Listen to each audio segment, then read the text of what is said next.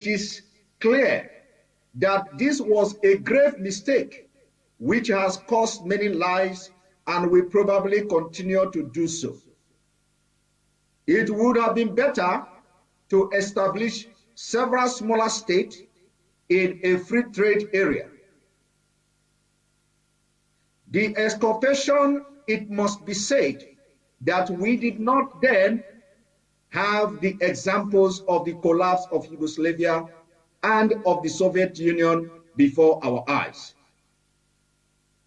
This was a man who was the parliamentary private secretary to the Minister of State and the Secretary of State in the Colonial Office 1952 to 1959. Can you tell us more about what you feel he is trying to do here? What he's trying to do is to draw our attention to the incompatibility of the various ethnic nationalities you have that make up Nigeria, but more importantly, to draw our attention to the irreducibility of value system in determining who should belong with who in any nation. It's quite interesting that he used Yugoslavia as an example. The funniest thing that people don't understand about Yugoslavia is that they are all one Slavic people. They are all Slavic people, as you have with Russia and Bulgaria and all the rest of it. They're all Slavic people. They are one people, one race.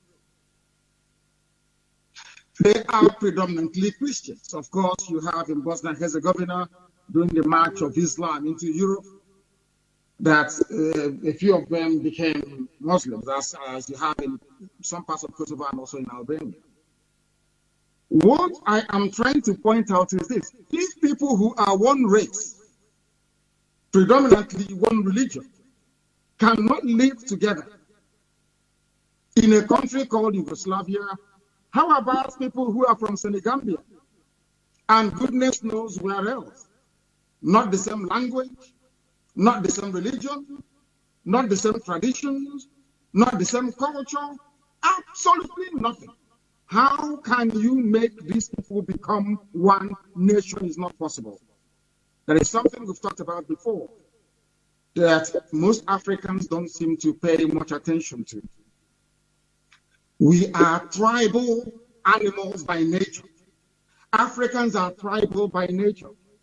That is why every Christmas, every New Year festival, every August, we travel back to the village.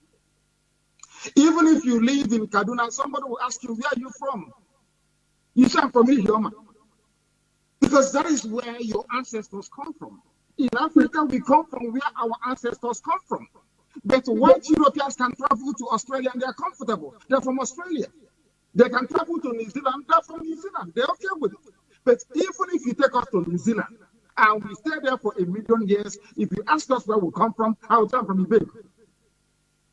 That is something that is very unique to Africa, and nobody can take that away from us. And that is something that most people do not understand nor have an appreciation for. That is why in Africa, everywhere you go to, be it in Kenya, in Ethiopia, in South Africa, everywhere, people still talk about tribe till tomorrow morning because we are different. So rather than trying to experiment with us, this sort of very colonial, artificial construct, because mind you, all states in Africa, sub-Saharan Africa, are all racist constructs. Those that developed or created Nigeria, that created Togo, that created Ghana, they had racism in mind, not your interest. And this is what we've been trying to explain to African people. If not, why would we go to Lagos during a revolution, should I say a mini revolution, a protest? And people of Lagos, Yoruba people are saying, oh, the Igbos came here to destroy their buildings. But you have all one Nigeria, you claim. These are the things that people need to appreciate. We don't want Fulanis in our land for the simple reason that we don't want to dilute. Attention, attention. IPOB one family. This announcement. Can you hear me? Sorry about that. It's okay. What I'm trying to point out, Simon, is this. Forget about all the one Africa. I'm a pan-Africanist. But we need to start organically. We need to go back to where we come from and begin to build a consensus from the grassroots. When should Biafra want to join Oduduwa in forming a nation, we look at all the pros and cons and then reconcile all these things, and then we move together as one. Look at Britain that gave Nigeria, so that colonized and still owns Nigeria till tomorrow morning. Scotland wants to be on their own. Wales will be on their own very soon. Northern Ireland will need to be on their own. That is human nature. You cannot take it away from us. The only reason why they have Nigeria together the way it is, and why we have been complaining, and why authors and great commentators like the man you alluded to has not gotten any traction in terms of people being able to understand and appreciate what he's saying, is because of the way we reason. I say this all the time. Professor Wole Soyinka, a great literary giant, I would say, came out the other day to say that he is fed up, there is war on his doorstep. He knows that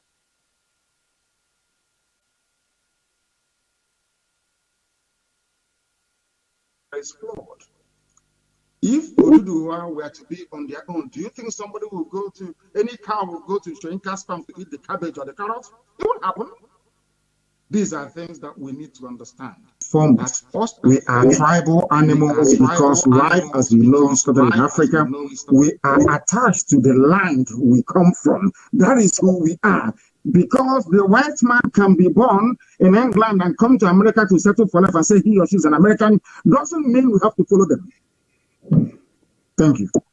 Thank you, Onyendo. Now let us now go from the fundamental in the sense that, you know, when people are hearing that we are agitating for Biafra, we want Biafra, some of them in the West, we say the political elite are not shouting Biafra, that they are only those who are in diaspora, you know, like civilized ones, are the ones shouting for Biafra. And this fact, a lot of people don't know. When you look at it, you find out that 99% of people in Biafra are shouting Biafra. 99% of Biafrans in Nigeria are shouting for Biafra. Only 1%, not even up to 1% of this so-called elite. These are the politicians that have been benefited from Nigeria. Now, I want us to look at how will disintegrated Nigeria favor the region before we come into the crisis and the lives that have been lost as a result of trying to keep one Nigeria. Can you tell us, how do you think that a disintegrated Nigeria will favor the Fulani themselves, the Hausa themselves, the Middle Belt, the Oduduwas, the Biafrans, and any other nation that will want to come out of Nigeria? Explain to us. Let us hear. Before I came on this your fantastic program today, I read a very brilliant piece, or should I say a comment by somebody. The person said that Nigeria is the only place he knows where yesterday is better than today. Ask yourself, at which point in Nigeria's history did they record the highest level of human development? It was when they were on their own, when they were semi-autonomous regions. So there is an already made example there for people to reference, should they wish to do so. It was when this unitary mindset came into existence that things started to fall apart. So if when you were on your own, the North was doing very well, or the West was doing very well, Obama had the fastest growing economy in the world at nearly 48% every year. Awolowo did his magic in the West. Now tell me, you have a simple example when people were, should I say, semi-autonomous, or should I say autonomous, so to speak, they were doing very well. Now you are together in one Nigeria. Everything is falling apart to the extent that people are coming from Mali, from Senegambia, from Niger, from Chad, in your backyard, raping and killing you. It's a no-brainer. It's simple common sense. As I said before, that is who we are. Because once you allow an element of stress, an infusion of competition, you get the best out of the people. Right now, we do not have that.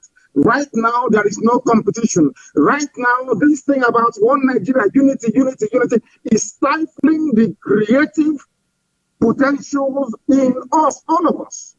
Yoruba is not doing well. Biafra is not doing well. Middle Belt is not doing well. The North is not doing well. Nobody's doing well. Then you ask yourself, all these glorious reference to our past, what period was it? The only period was between 1960 to 1965. And then you had regions. Who can argue with that? So the more you separate, the more you look inwards, the more you look at yourself, the more you become self-reliant, the more you... Do you know that in those days, all the regions that they had embassies abroad? Do you know that? Do you know Eastern region had their own embassies abroad with their flag? Are you aware of that? Most people don't know this. And that was the time that Nigeria witnessed a semblance of growth in terms of human development. Now you have a very, should I say, disgraceful contraption called One Nigeria. And everybody is struggling. Cows are making your lives a misery. If you don't know that going back to autonomy is the best way forward, then there is something wrong with that person. Onyendo, thank you very much. Just because you know everything we do in Biafra, we stand by the truth. We do everything with evidence and fact.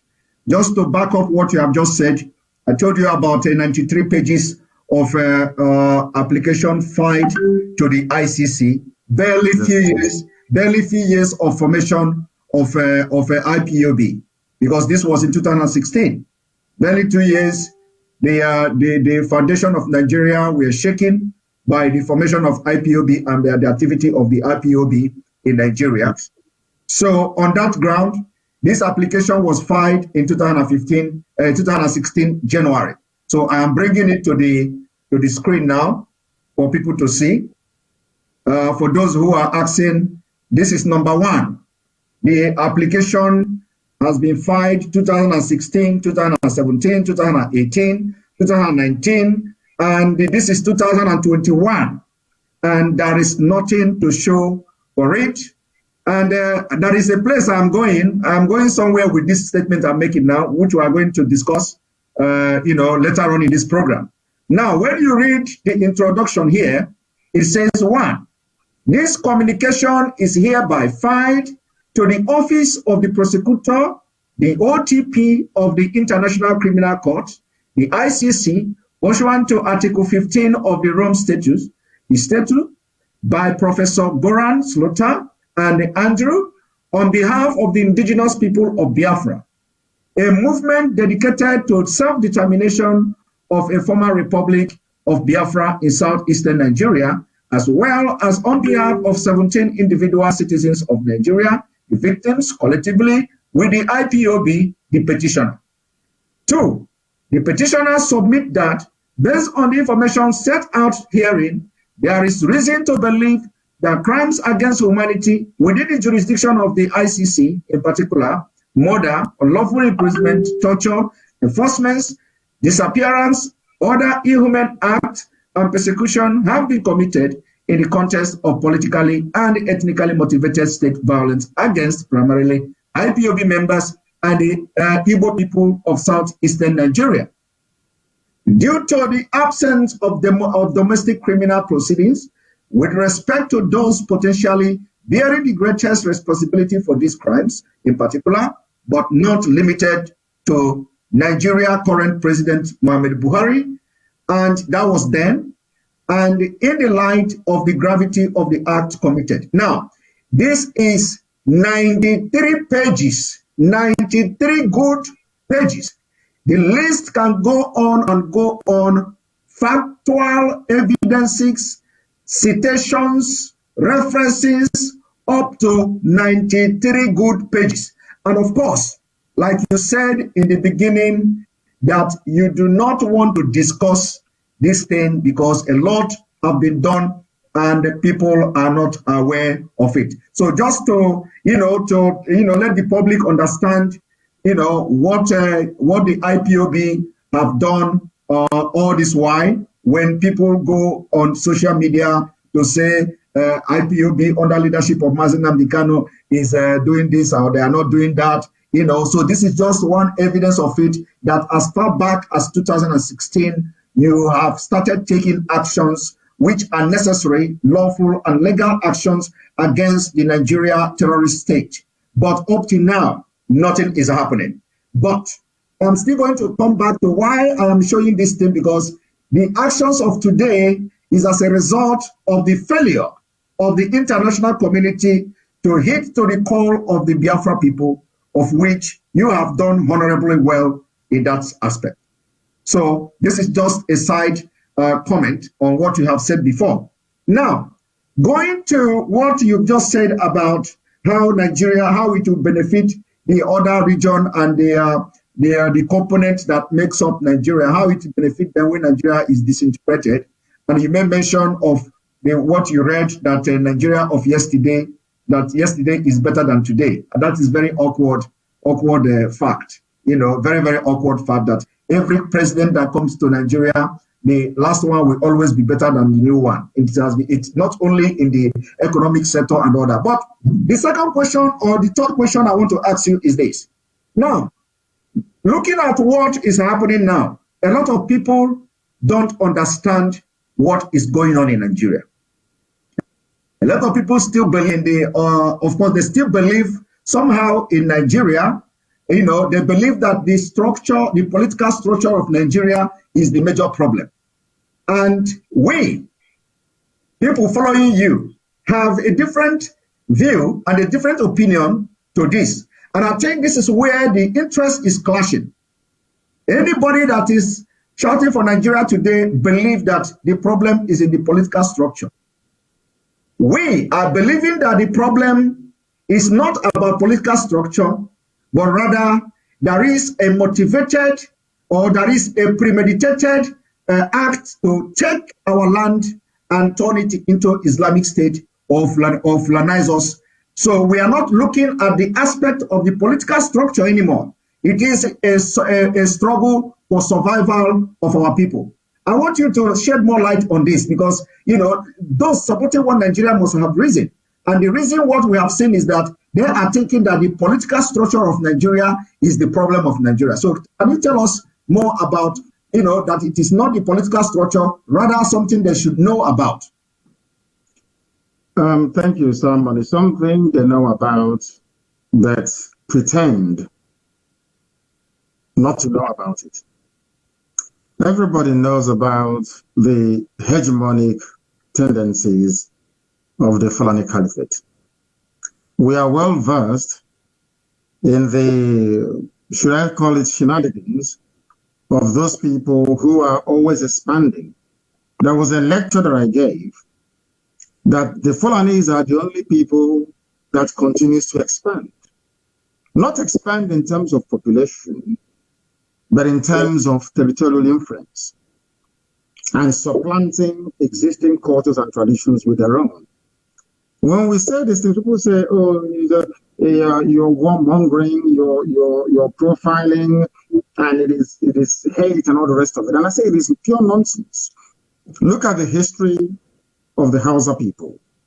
Those of you that want one Nigeria, look at what is happening today in Kanem Borno, the place we call Borno State. Look at the fate of those of them in the Middle Belt. Look at the fate of those of them, our brothers and sisters in Yoruba land, Yoruba. Even the Caliphate left their footprints there many, many years ago in Kwara State. Many years ago, they overran Nupe people of Niger State. Many years ago, some of you don't know this, they forcibly tried to convert the Atta of Igala to Islam. These things are there in our history books. They are everywhere. If one Nigeria means that our land should be surrendered to people from Senegambia, then death is a better option, because it's not going to happen.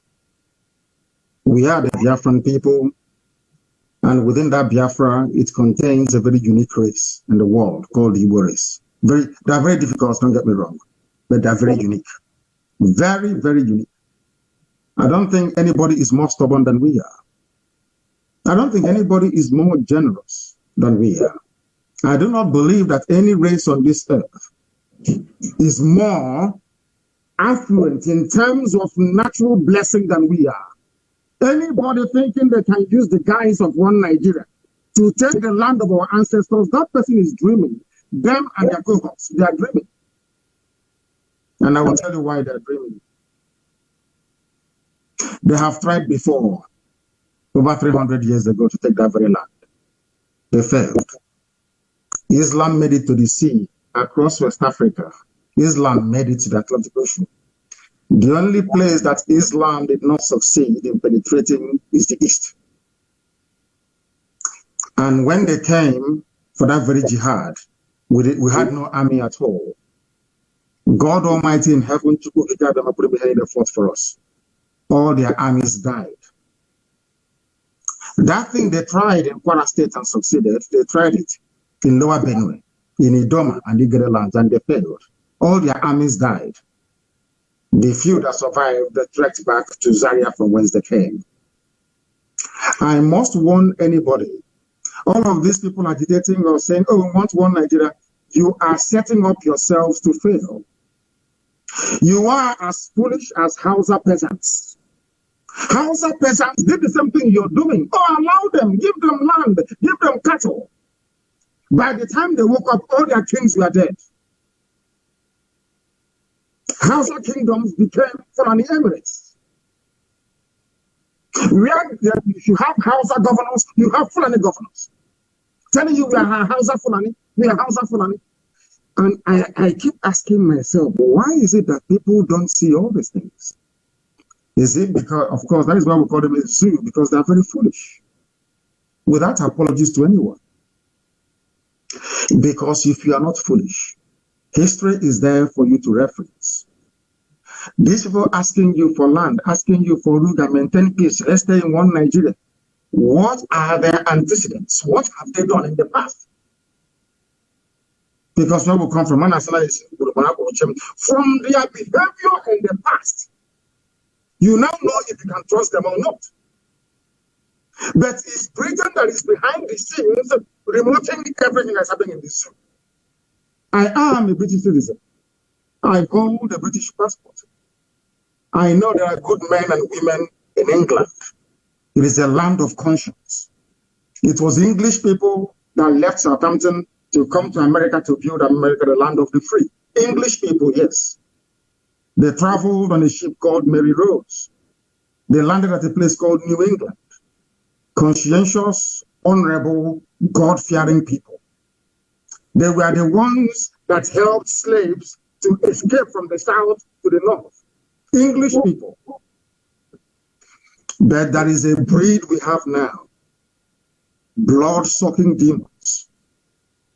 Their job is to hold Africa down. To hold a black person down. And how are they doing it? They don't want you to tamper with any of their creations in Africa, all these idiotic states, all these artificial boundaries they gave us in Africa. No, because that is the beginning of the chain that is holding us down, and they know it. And the question is, who is a Nigerian? And I will ask you a simple, I want you to contemplate something, Simon, for me. No, I ask you now to go and prepare a Nigerian dish for me. What are you going to present? Because if you bring a Wedu soup, somebody from the East will tell you that is not their food. They're not going to eat it. If you bring Afan or a big item, somebody from KANU State will tell you that is not our food. If you bring Tuwo, is it Tuwo Shinkafi or whatever they call it, somebody from the Middle Belt will say that is not our food. Ordinary food, there is no commonality. Is it the way they dress? So I keep asking myself every blessed day when I wake up, what is it that unites Nigeria together? And then I discovered it is two things. An innate desire to be corrupt, and secondly, stupidity. Those two things are very, very pivotal. They are the things driving the zoo. People talk about their founding fathers. When the Fulanis are talking, they say our founding fathers, and I keep asking them, Nigeria, your president, so-called, the dead Buhari, is older than the country. And where else in the world do you have a head of state that is actually older than the country in the 21st century? So tell me one place. Only in Africa. Because they came to Africa and they built all these contraptions, and now in our idiocy and stupidity as black people, we accepted it. As I keep asking all the time, can you go to Europe to build a country for them? They will hang you that same day. If you cannot do the same thing in Europe that Europeans did in Africa, then why are you accepting it? Why are you accepting it? The key thing here is the way we reason. That is the problem with the black man, how we reason. People talk about Nigeria as their country, talk about Nigeria as their nation, as if Nigeria has any legs to stand on in the first place. Nigeria it has no meaning. It is a very derisory meaning. It means something very terrible and very awful. If I ask in Yoruba language, tell me the meaning of Nigeria, you cannot tell me. If I go to Igbo language, tell me the meaning of Nigeria, you cannot tell me. But I know the meaning of England. It's the land of the English people. I know the meaning of France, or is the land of the French people. It's only in Africa they have all this garbage. And we are, after our university, after our so-called PhD, FFD, SSD, common to reason like a human being, we cannot. Those are the things we are fighting. And those are the things that our detractors are very, very uncomfortable with. And that is why today you must pat yourself on the back, and every IPOB member for that matter, for the very simple reason. At last, people are beginning to reason with this, all thanks to what we are doing. So don't mind them. When they go back into the privacy of their homes, they consider that what we are saying is right. But outwardly, due to economic, political, or whatever thing that it is, they wish to toe the line of let's keep Nigeria warm. We are not fighting with anybody. All we are asking them to do is to reason for once in their useless lives to be able to. They say insult them. If you're an idiot, why won't I insult you? I'm asking you, go to a white man's land and tell them you want to create a country in Europe. That day they will roast you alive. In fact, they will first of all inject you. They will say you are not well in the brain. They came to our land, they divided Yoruba into three. Some Yoruba is in Togo, some Yoruba is in Benin Republic, some are in the zoo. You're telling me that a Yoruba man who is in Nigeria is more related to a Kanuri man who is in Borno, more than his own brother in the other side of Paraguay, in Porto Novo, in Benin Republic.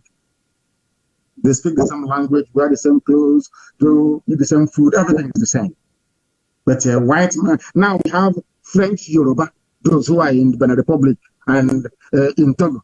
We now have English Yoruba who are in Nigeria. What type of God made us? And let me give you an example before I conclude on this very point. Simon, is this. Do you know that Togo used to belong to Germany before? Togo, they were Germans before. After the Second World War, they used Togo to compensate France because Germany lost the war. And these are human beings in Africa, for Christ's sake. I can't understand this type of nonsense. I can't understand it. And that is why I keep saying that the one of the greatest, disasters to befall me in life is to come from Africa. Where people do not reason. How can you have the same people? One part is French, the other part is English. It's English and it's Yoruba and the French. Are they the same people? The answer is no. And you're telling me that a Yoruba man inside Nigeria should be related with somebody in Borno State. Lord have mercy. Thank you very much, please. Thank you very much, Onyendo. You have explained this thing very broadly. The point you have made very clear is that they knew that the problem of Nigeria is not based on political structure. They know it very well. The problem of Nigeria is that people are conquering our land, and they are trying to take our land and convert us into Fulani nation and caliphate. And that will be resisted with everything we have. Now, the next thing I want to talk about or ask you about is, of course, like I say, we are going to get tough, this evening. We are going to say things that will provoke a lot of people. And on that note, I'm going to bring to the screen or should I say, the Declaration of Human Rights on freedom of expression and freedom of speech. Now, when you look at what is going on in the zoo, they circulated some kind of threat letter to the medias in Nigeria, threatening them that you must not mention Fulani. When the Fulani have attacked and killed people, you must not mention them. So I'm going to read just very briefly a couple of these international laws. Like here, you see the Universal Declaration of Human Rights, Article 19. Everyone has the right to freedom of opinion and expression.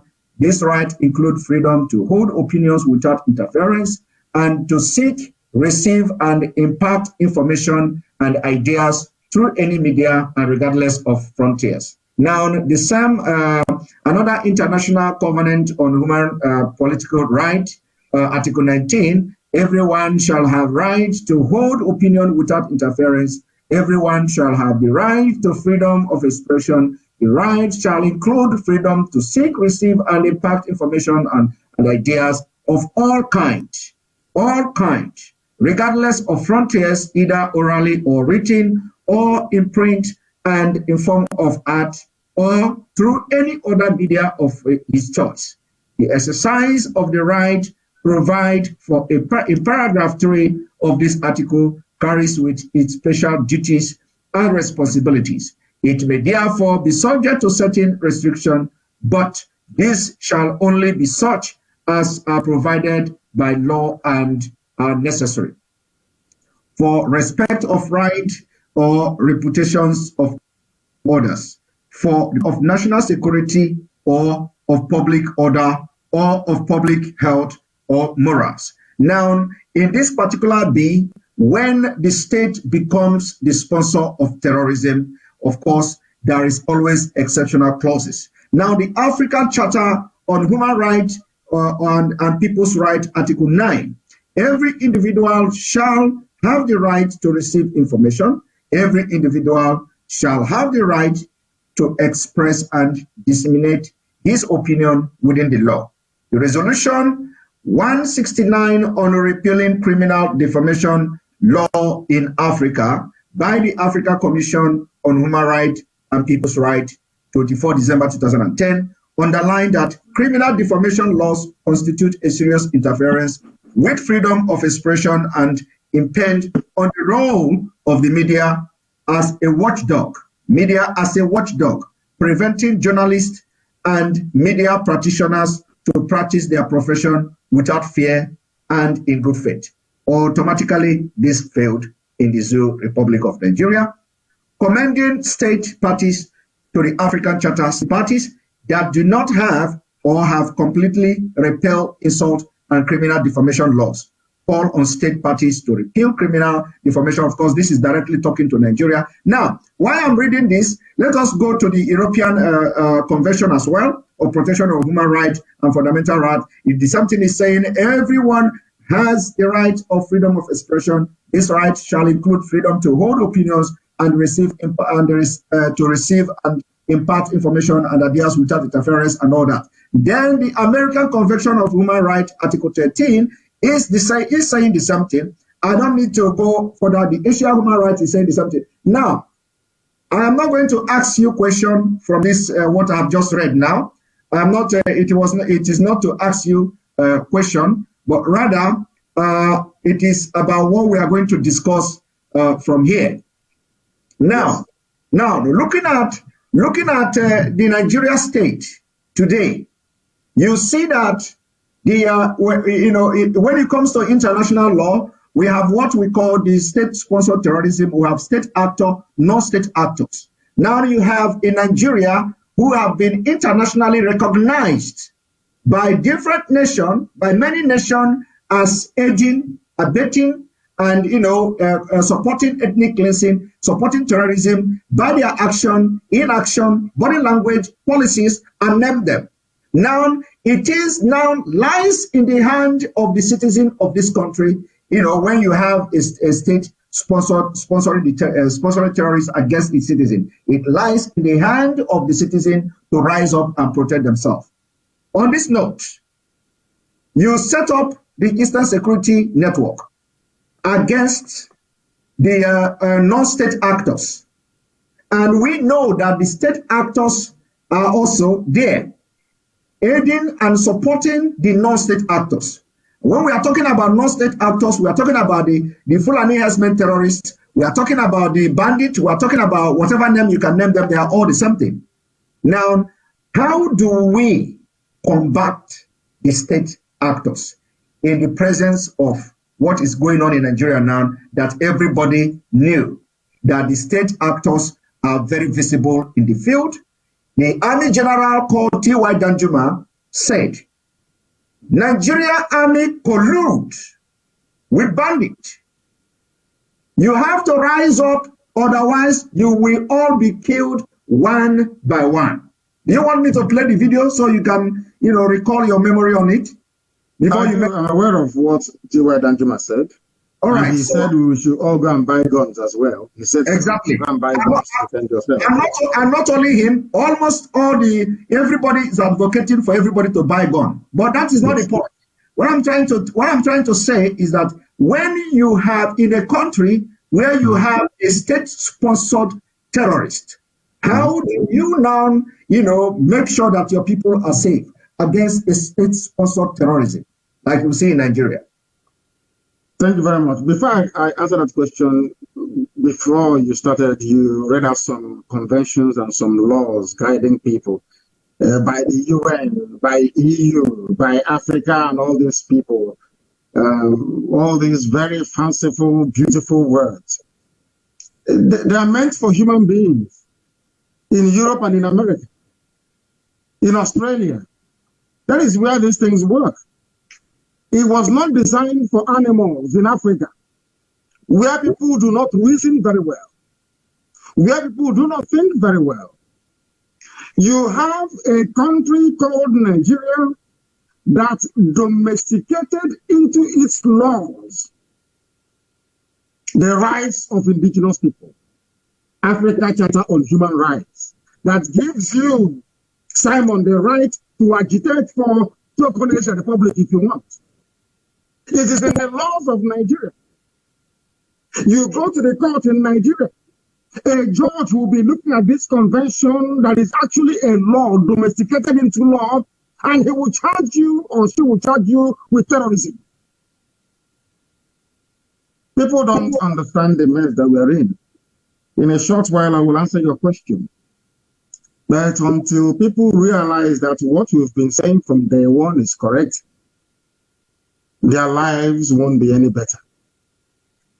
Before you go further, Ahmadike, before you go further in addressing that, you just made a point now about the self-determination. So let me also bring in the self-determination and read it a little bit for people who don't understand. Not for you, of course, but for people who don't understand. So they know it's Nigerian law. It's in the laws of Nigeria. When you do, they say you're a terrorist. You are being treasonable. But it's in their law. Nigerian law says you can agitate for anything you like. It's there in their laws. Please go ahead. Now, apart from that, Nigeria being signatory to all these international laws, of course, it automatically becomes also they are compelled to respect that law. Here you have the right of a people to self-determination is a cardinal principle in modern international law and commonly regarded as a jus cogens rules.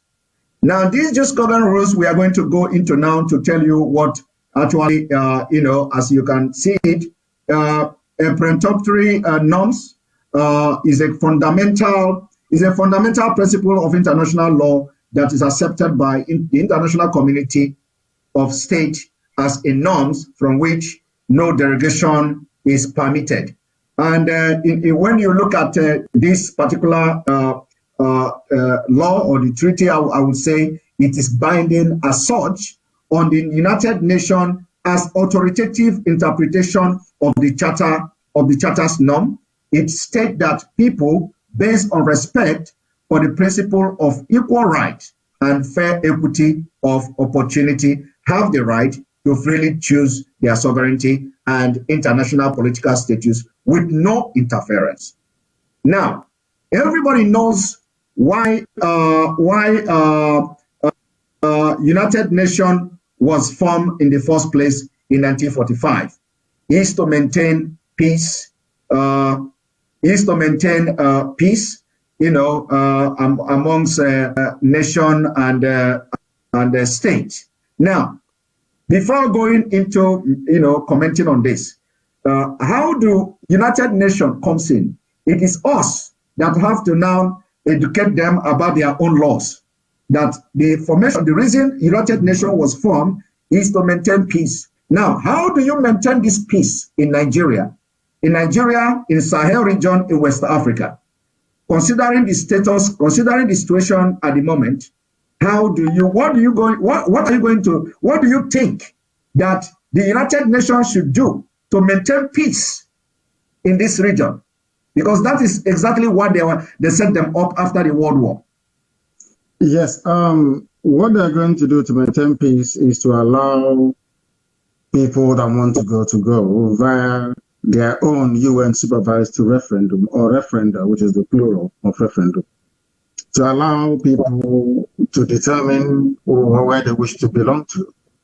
We are in a world today where you can no longer shackle people to a dogma that is outdated. We live in a world where you can no longer compel people to do something against their will. That is called slavery. I do not see the reason why some people will still attempt to justify, the clamping down or the demonization of freedom fighters in Africa. One thing you must bear in mind is this. There is a grand conspiracy going on. This is something that Africans must understand. You know the issue of CFA in West Africa, the French franc. France uses euros. But in Africa, the parts of Africa they control, they use French francs. The money that these people use, the currency, the paper currency itself, they mint it in Paris somewhere, and they bring it to Africa. France is a country that I love very much. They supported Biafra, as a matter of fact. I care about them. The problem in Africa, unfortunately, are we Africans. You don't expect these people to come down to solve anything for you. It's for you to solve it yourself. I remember I went to a very influential diplomat's office in Brussels, at the EU. I went to his office. And we presented our case about how they're killing us and everything, and that we are peaceful and everything. The man said, any day you people are serious, we will know. Do you understand the meaning of this? Any day you are serious, we will know. How can somebody come to your backyard, rape your mother, kill your sister? You're going to UN to go and complain to them. UN will say you're stupid. Don't you know what to do?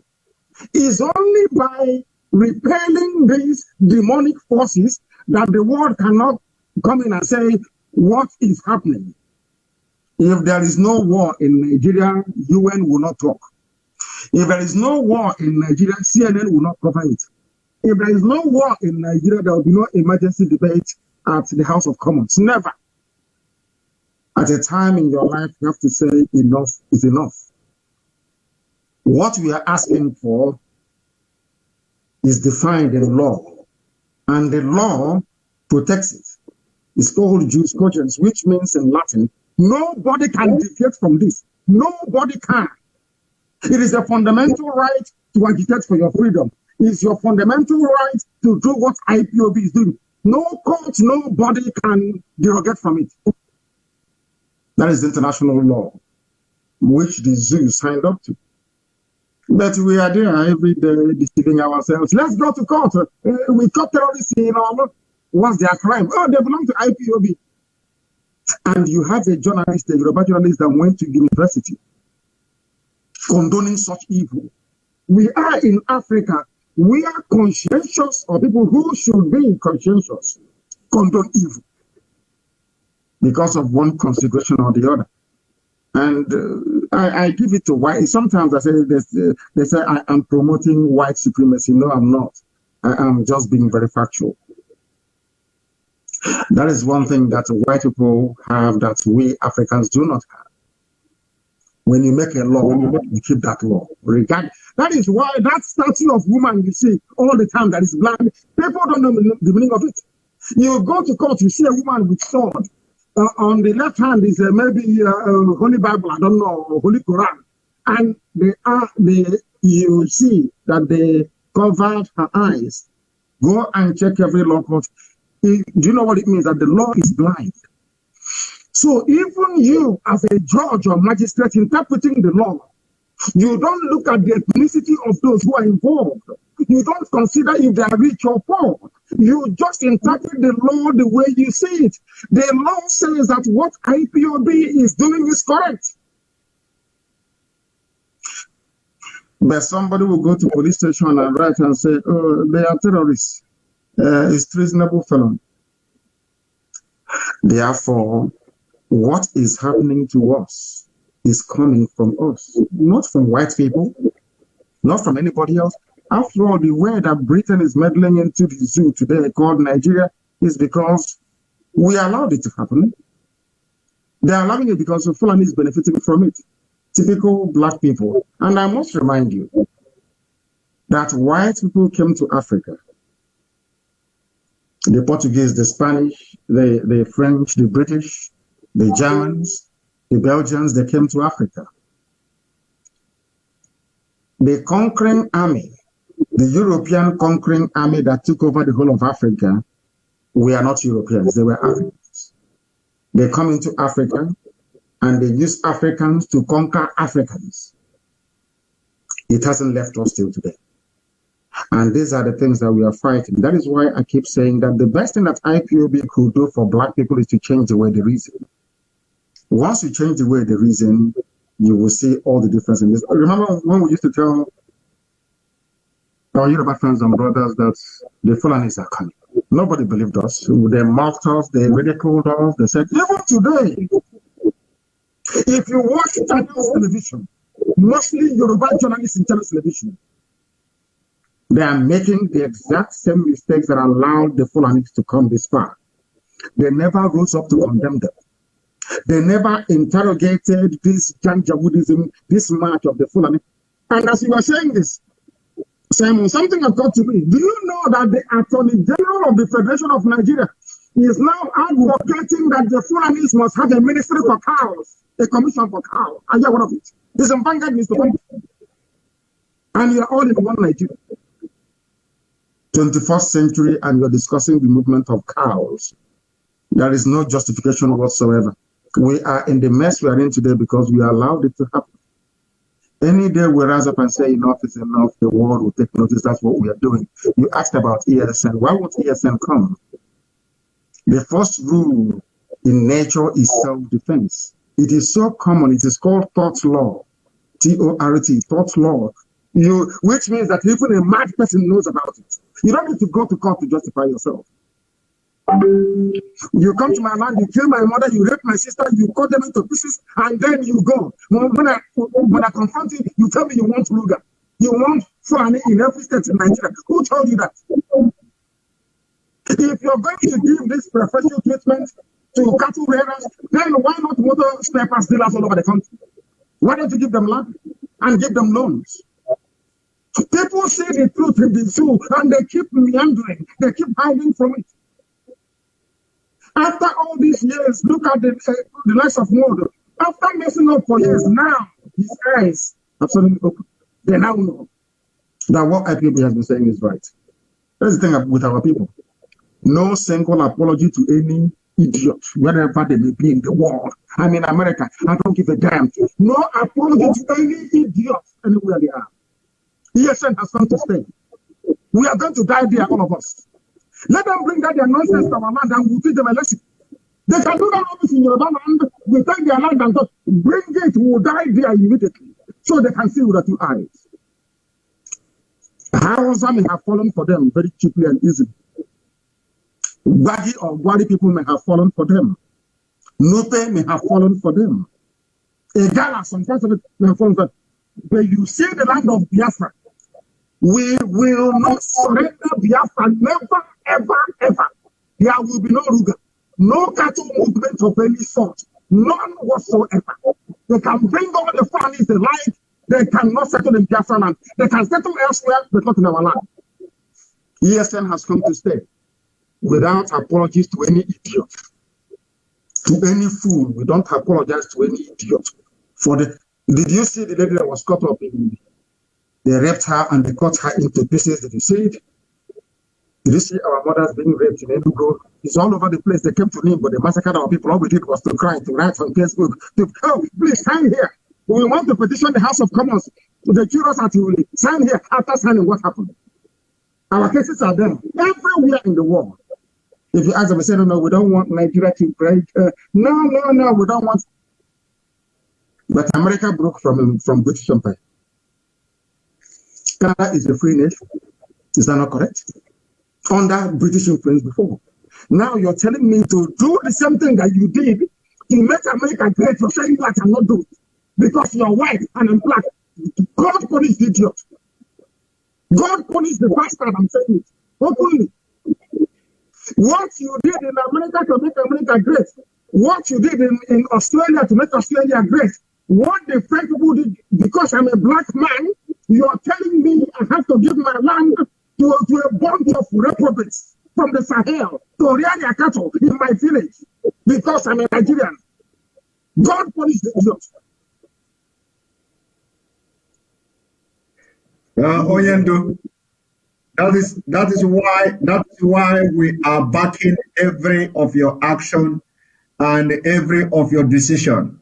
You know, we are going to make sure that we take a decisive measures and action, whether it is going to bring the international community or whether they will still write our story like we are writing their own story. It is something that we have to see. And because of what you just said now,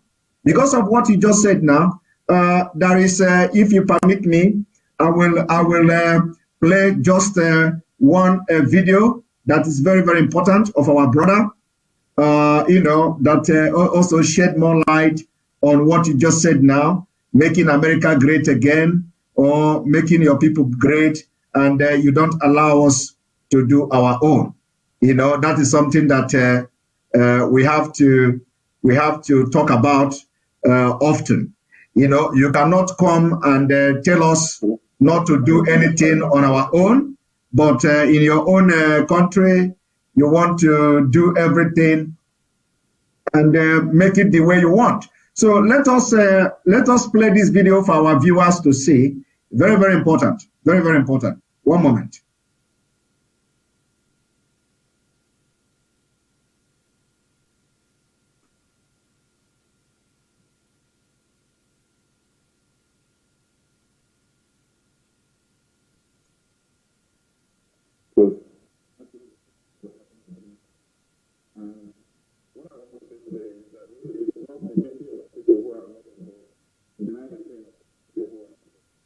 Oyendo, are you hearing this video? I'm loud and clear. Yes, I can hear you very well. I'm here.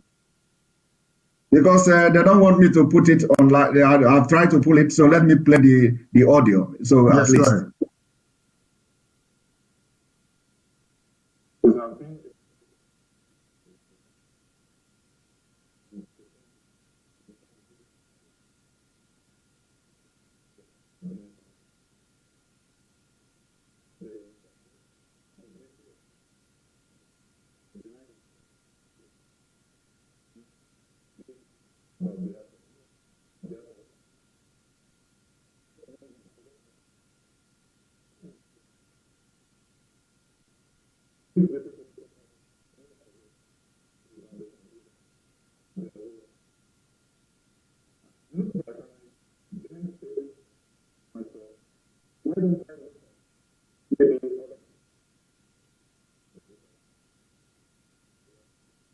Selma, are you there? Can you hear me? Yes, are you hearing the audio? No, I can't hear it. No, I can't.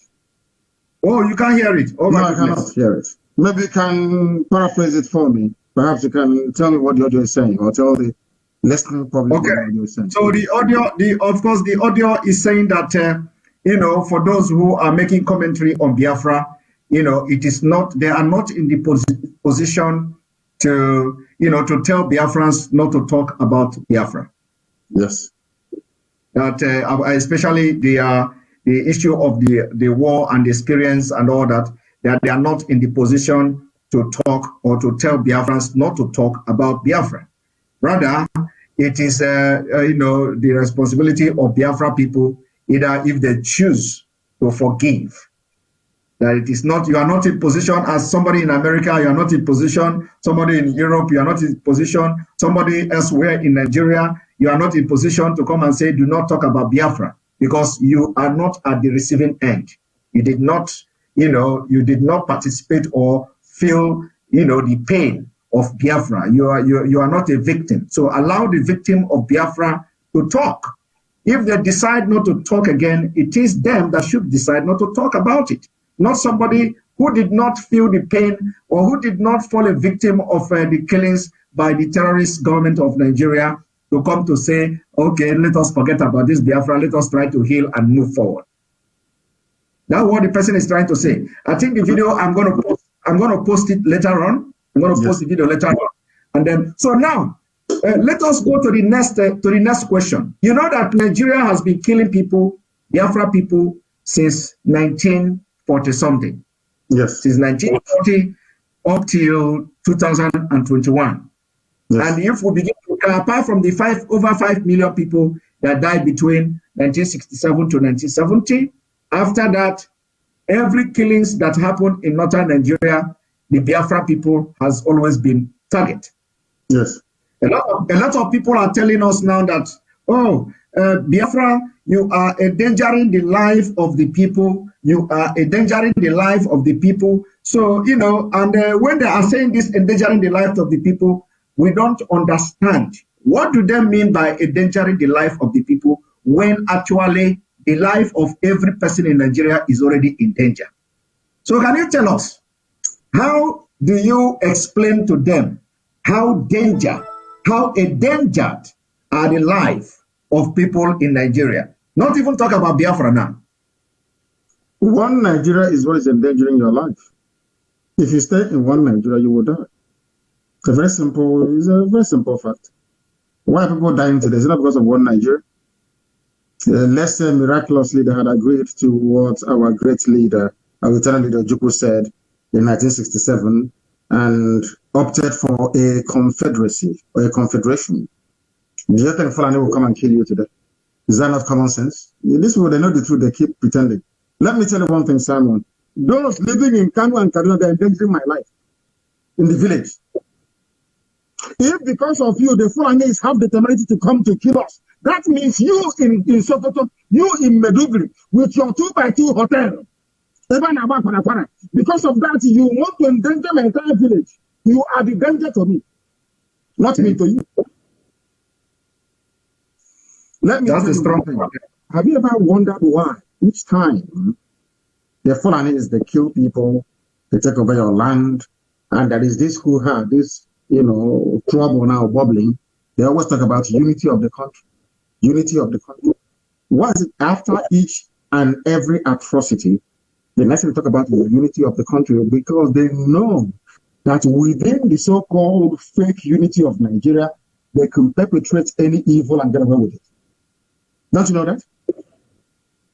If Ojukwu went to Aburi and agreed a confederation with Goa, came back, Britain said no to it.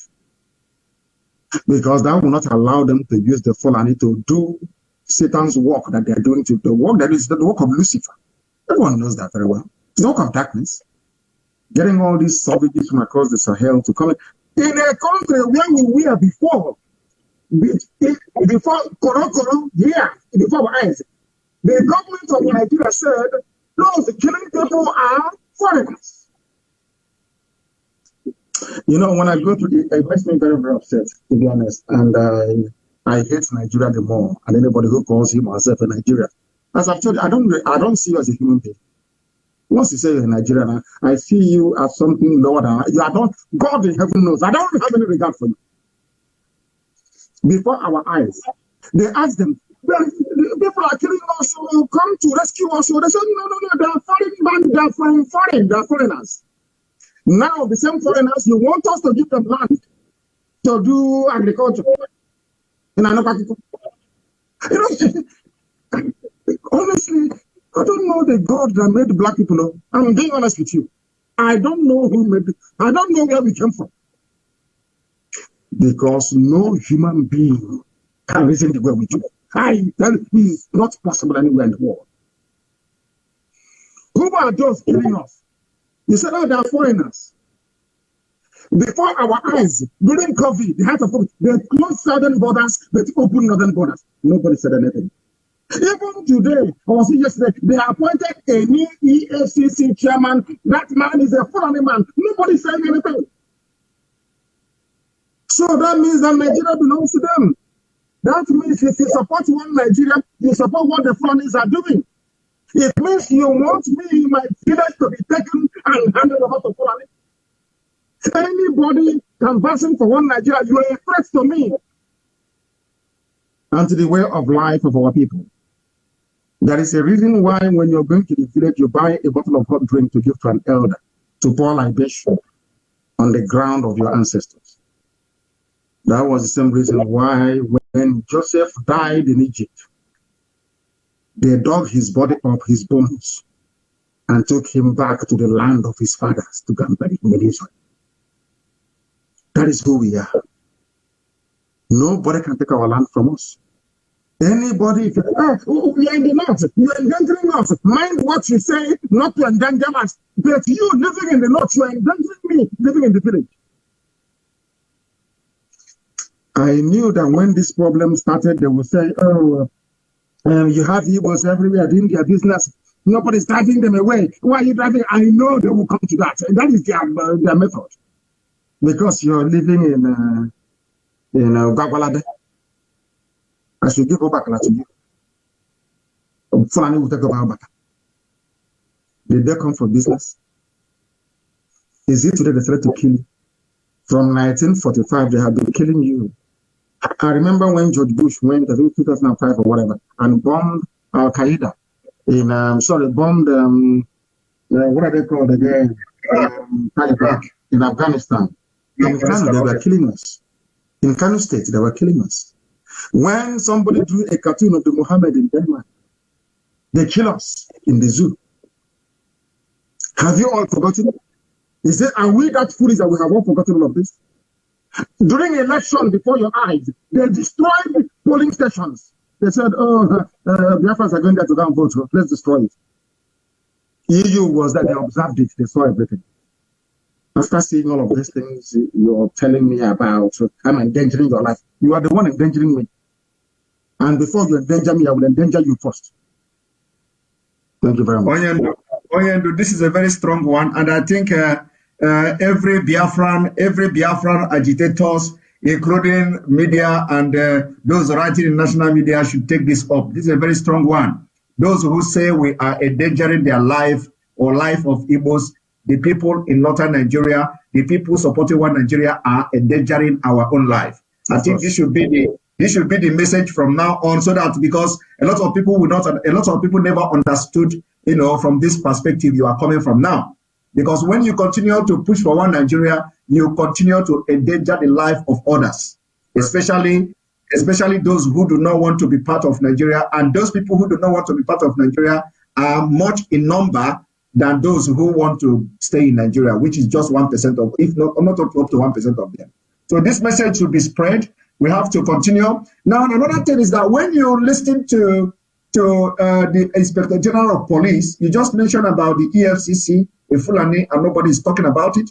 When you look at the Inspector General of Police declaring what they call a POF, whatever, they have all these fine names they give to their operation and all that. He came to declare one operation of POF, or what he called it, that they are going to, deploy people to northern Nigeria where the trouble zone and all that. And you know that the people going there are our own people from the south. And you know that we have just 3 months left. And in these 3 months, we know that this 3 months is going to be the most deadliest 3 months in Nigeria. Now they are sending our men and women to the northern part of Nigeria where Boko Haram and bandits are on rampage. And the idea is to go and slaughter them there. Because the thing that the military could not do is not somebody that went to police training that will go and quench the fire. Now, what do you have, even though we have been advising our people to quit? I don't know whether you have watched that video. One thing the man mentioned in that video that interests me, I apologize to our viewers because this thing is not allowing me to play even any video. I've tried and tried to play video. It is not working. So the thing this IG of police mentioned is that he after making a speech, he said something in Arabic or in Hausa language or something like Allah something. So I don't know what he said, but you know that thing he said interests me. I do not know why he's addressing Nigerians in English language. He ended up concluding it with Hausa and Arabic prayer, mentioning Allah. First of all, a lot of people will not pay attention to that, but it means a lot. As a state person, you know, in a public office, addressing people, agency who are supposed to be serving in a secular state, it is not just a sacrilege or something that should worry everybody that a police IG addressing the police people, all of a sudden, at the end of the speech, he ended up speaking Arabic and mentioning Allah. Even a president, even though the one parading himself as a president cannot do it, because it is completely against the constitution of Nigeria, if there is anything like that. So what do you have to advise our people? Even though we have to, they don't give a damn. It doesn't. Nigeria belongs to them, with the help of the British. Belongs to them. Are you telling me that BBC hasn't seen what has been going on? Can't BBC do a documentary on Fulani killer headsmen to bring out all the facts? They know what is happening. They know Nigeria. If you don't know that Nigeria belongs to the Fulani, to the Janjaweed, then you are mistaken. The only thing that is still worrying me is how the Hausa peasants, even after all these years, have not grown any common sense to understand that they're being used. Nigeria belongs to them. They can do whatever they like. You've not seen them performing military drills in Hausa language, in their own native tongue. You have not seen the motto of the Nigerian army, that it is still the same banner that Ottoman Danfodio went into war with to take Gobert from the Hausa people. You don't know that? You have not seen Arabic on Nigerian army flag. Maybe I'm even surprised that we're not no longer even learning Arabic. I think the deposed emir of KANU, Sanusi, went and took some money from Saudi Arabian government to introduce Arabic as a second language. So you people don't know the mess people don't know the mess they're in.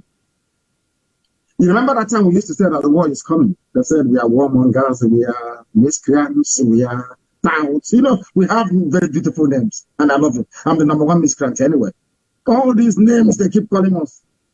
The same words I used before is what Wole Soyinka is using today. They brought war to our doorstep. They told me. The work of BBC is to make sure that, regardless of how horrible the behavior of Fulani is to moderate it. That is why they can. What would you do if they speak Arabic? If they decide, after all, everybody in every major position is almost Arabic. Is Muslim, is Fulani. You've done nothing. They closed all the 7 ports in our land and only left 1 open. They closed 6, only 1 is open in Lagos. So when a Yoruba person wants to speak, they say, remember, if you talk too much, we'll move our seaport from Lagos to Warri. That one will close his mouth. That's the life. I mean, when you look, don't even go, you're being you're intellectualizing this whole discourse. They won't understand it. In a country with 7 seaports, 7.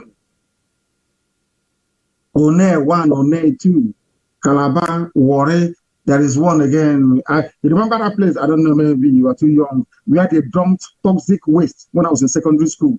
Some people in Italy brought in hazardous waste and dumped it there. That port is still existing. You cannot see one cargo ship there. Only in Lagos, and it's congested. You come in there, a ship will be waiting for his turn for her turn, because it's a ship, so it's a her, for her turn for nearly 6-7 months to offload. And you're telling me about one Nigeria. People like one night. Why wouldn't they speak? Who is the head of customs? A retired military colonel or is it major? He doesn't wear customs uniform as required by law. He doesn't wear it. The Fulani have messed everybody up. Everybody is useless in the zoo. I don't know. I think it was Ohagi who was writing it, that whoever is advising the Fulani is doing a very good job, because they know us very well. They know we are black people. They know nobody is going to come to rescue us. You can do whatever you like. The BBC is there. All they care about is to make sure that the Fulani continues their march to the sea. That is the work of the British and the BBC, and it's never going to stop until we rise up and say, enough is enough, which is what we are doing. So you're worried about people speaking Arabic when the army is Arabic. Go and look at the emblem, it's not Arabic already. That is the mess we're in. It's unfortunate that people do not see this place. I heard one idiot, as I mentioned the other day, talking about my wife is from Hausa, my baby mother is from Yoruba, the senior brother is from Juku, and I'm Igbo. Because of that, let's have Nigeria. People talk as if they injected them in there, as if there's something wrong with their brain.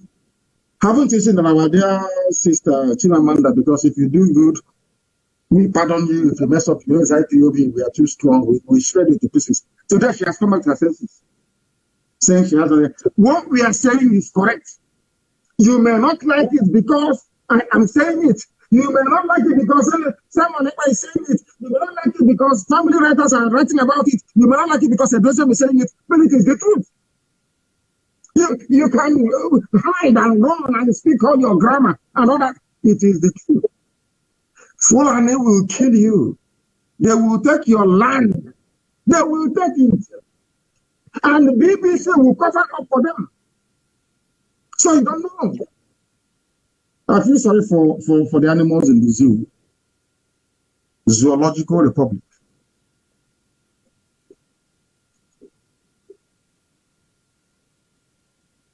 Thank you very much. Are you there? I'm here. I can hear you very well. All right. Very good. Very good. So, you know, these people, the attack is still going on, and they are battling with the thing at the same time. They are removing people. They remove people. That's what they do. We have over 10,000, 9,000 plus. They have removed nearly 2,000 people. That's what they do. Ignore them and continue. Yes, they are throwing me off balance, but we have to continue. Now, when you look at some of the international laws on statehood, they are declared, like you mentioned about that UN have all these laws and all that. Of course, they are not paying attention. So I just want to read some of the things that to simplify the actions of the United Nations that must shape the international laws of statehood.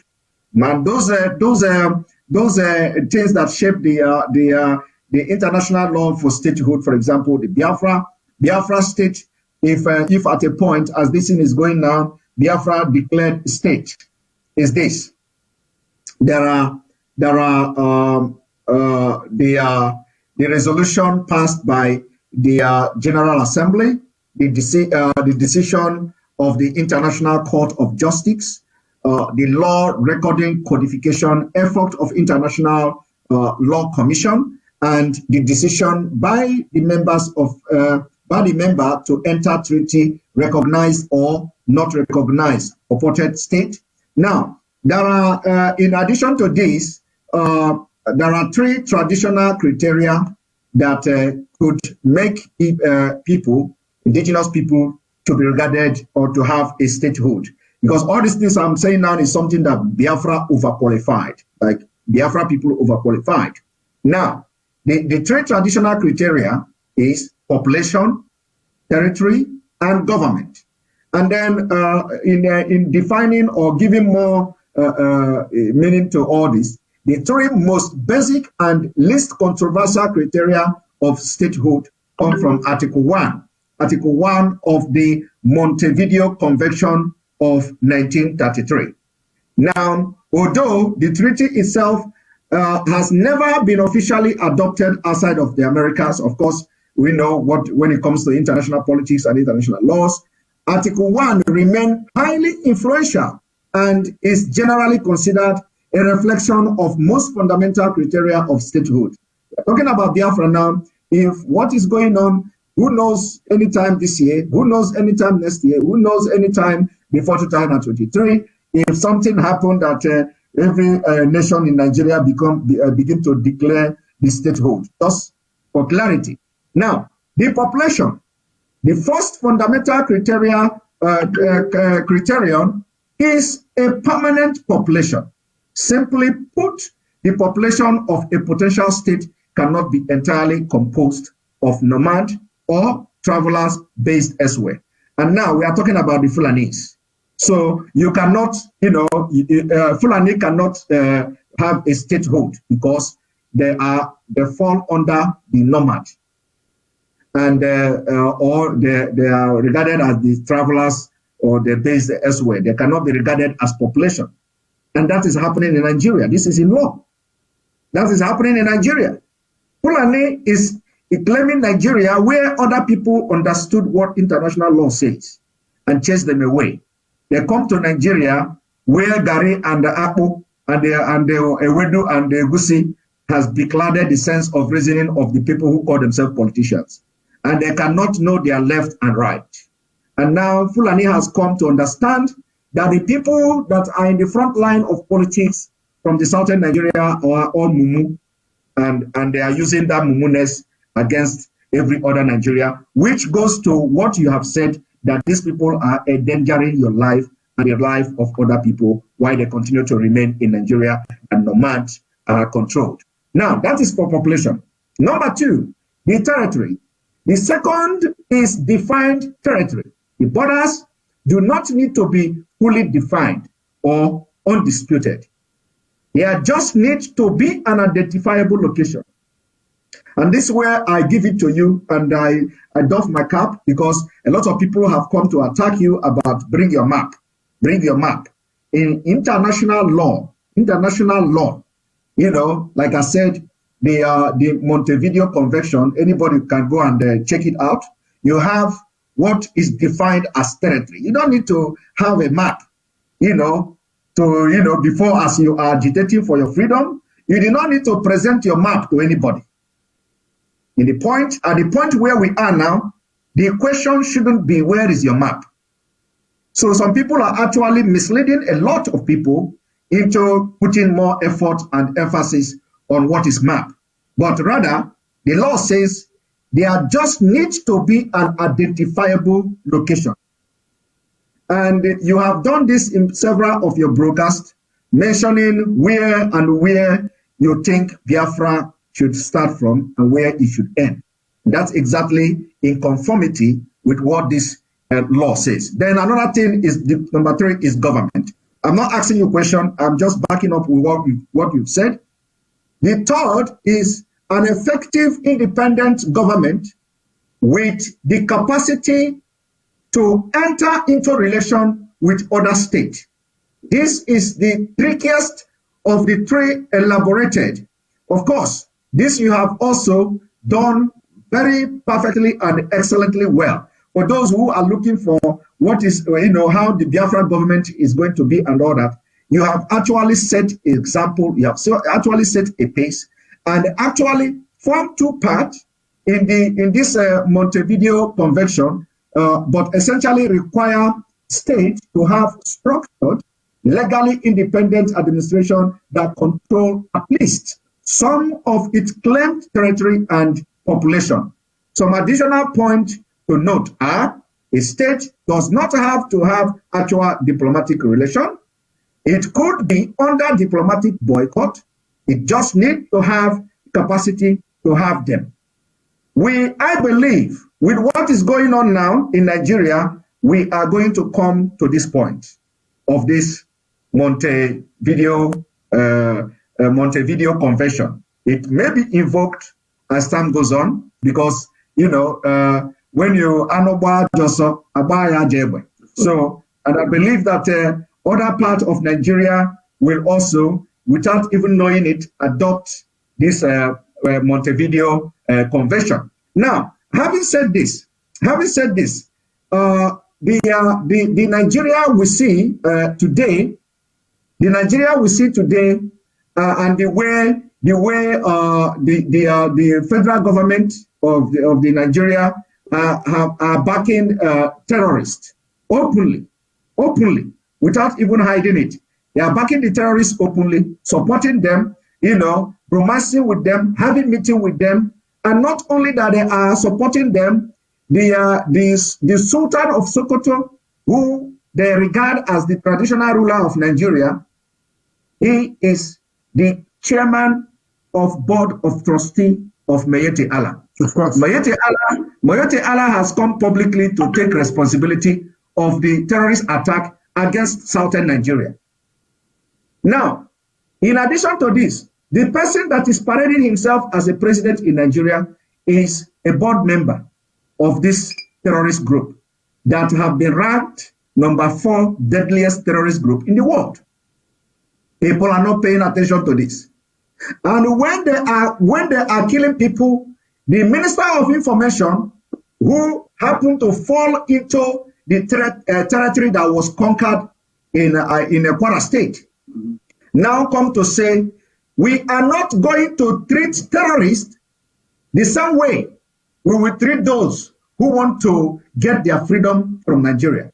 That is the most absurd thing I have ever had in my life. I know you have addressed this particular comment coming from the liar Mohammed, you know, from Kwara State.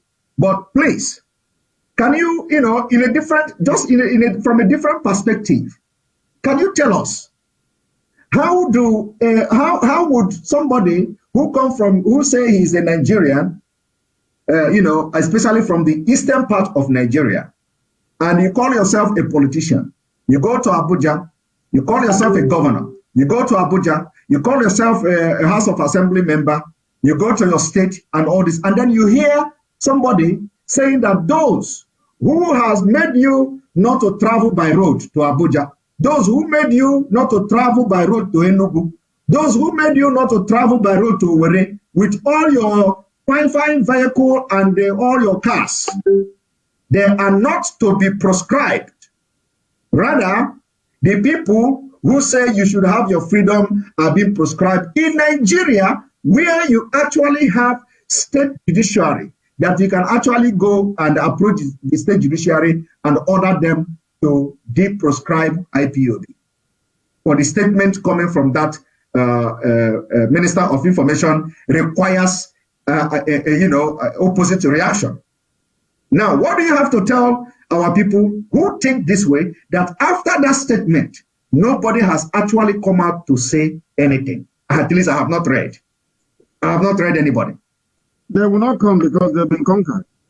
We are all slaves of the Fulani without knowing it. Not us anyway, maybe not IPOB, but the rest of the zoo. And I must thank you very much for the depth and for the depth of your research in terms of the Montevideo Convention. Montevideo is in Uruguay, for those who do not know. The reason why I never responded to those half-baked intellectuals that keeps talking rubbish about roadmaps is because they don't know anything. I am a student of contemporary politics. I actually read politics at the university in London. So when I hear some fools who are not educated talk about things that are above their station, I feel sorry for them. All of the indices you mentioned are very relevant. But I think the last one you alluded to is the most important. The United States of America, where I am today, went ahead to unilaterally recognize Kosovo as an independent nation. And today, Kosovo stands as an independent nation. It is your willpower, your determination to fight for what you believe in. Had our war gone on for 6 more months, at the time it ended in January of 1970, we would have been a free people today, because the world was waiting to see how determined we are. The reason why sometimes our people tend to not to understand the dynamics of international politics is because they are not well read. They are not well traveled. When we say it, they say we are arrogant. No, we're not being arrogant. It's just that we happen to be educated and we know what we're doing. We know what we're talking about. We know what we're pursuing, and we know how to get it. Having taken into consideration all the mitigating factors against the emergence of Biafra, our approach has therefore to be unorthodox. If you adopt the orthodox approach to state creation, you are bound to fail. They'll ask you, oh, but you are in a democracy. Why don't you go through your senators and go through, that's, I call it a checkpoint, where the Janja wheat is waiting for you to come. Once you come there, they swallow you up. That is the zoo called Nigeria for you. There is something that our people will need to understand. How many people are there in Liechtenstein? I think there are about 150,000 people or less. And Liechtenstein is a separate nation state today in Europe. Nobody is complaining. Nobody is saying that they are too small, they cannot participate in what is happening within that very place. Our people need to understand this and understand it very well. That our march towards freedom is multifaceted. The approach we are adopting is multifaceted. We approach it from different angles and dimensions to deliver one result, which is freedom. And in so doing, since the world has come and basically washed their hands off Africa to say, do whatever you can to survive, we are going to do what we can to make sure that we survive. If I understand our situation very, very clearly, is that our people need to remain very, very strong and resolute. Very strong and resolute. A white man have always defeated black people with one thing: mental strength and resilience. When they were trying to go to the moon, the rockets blew up. The scientists at NASA, most people died in the process of trying to place a man in orbit. We didn't stop them. They were not deterred. They continued. Where you have superstition, you replace it with practical faith. And that is what we have done and will continue to do until we arrive. We understand all the internal dynamics of how a zoo functions. In the case of Nigeria, we know it very well. But one thing our enemies did was to underestimate us, which is a very good thing. I love the way they underestimated our resolve, our resilience, our determination, our intellect, our knowledge, our know-how. I love it. That is why we are where we are today. If you're thinking or hoping that one day you would wake up and things will be better in Nigeria, then you're the worst fool alive. Things can never be better.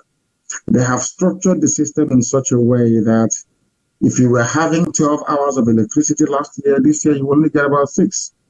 Despite all the so-called investments, despite all the money they have pumped into each and every supposedly viable sector that is not viable. When I talk about the issues concerning Nigeria as a whole, what I'm doing now is to approach your question from a very holistic perspective. When you look at the issue of Nigeria and how hopeless it is, you don't need to look any further than the only thing that they produce naturally without any sweat or effort, which is crude oil and gas. Even that crude oil and gas, they cannot refine into petrol despite the presence of 4 state-of-the-art refineries. Instead, they gave license to a Fulani man to go and build his own special refinery. That means that all of us are slaves already, without knowing it. Until we realize, until the Oduduwa wake up one morning to say that the best way we can defeat these people is by the East and the West being together. The Yoruba and the Igbo, so to speak, Biafra and Oduduwa, must be together in order to defeat this. Because Fulani people, they have one thing that we do not have. They have a godfather who is a member, who is one of the 5 permanent members at the United Nations Security Council, in this case, the United Kingdom.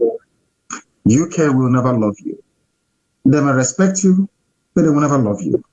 The only people they are interested in are the Fulani Janjaweed in the north. So Fulani has an advantage already.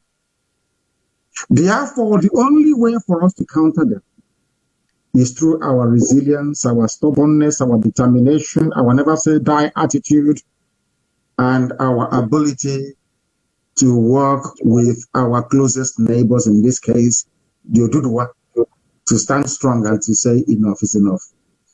If we allow what is happening today to continue to happen, I'm afraid we'll be having these discussions, and what we'll be saying is the number of people who have been killed, where the burials are taking place, because only us will talk about it. No major media in the world will. You don't have $30 billion. That's what the Fulanis have.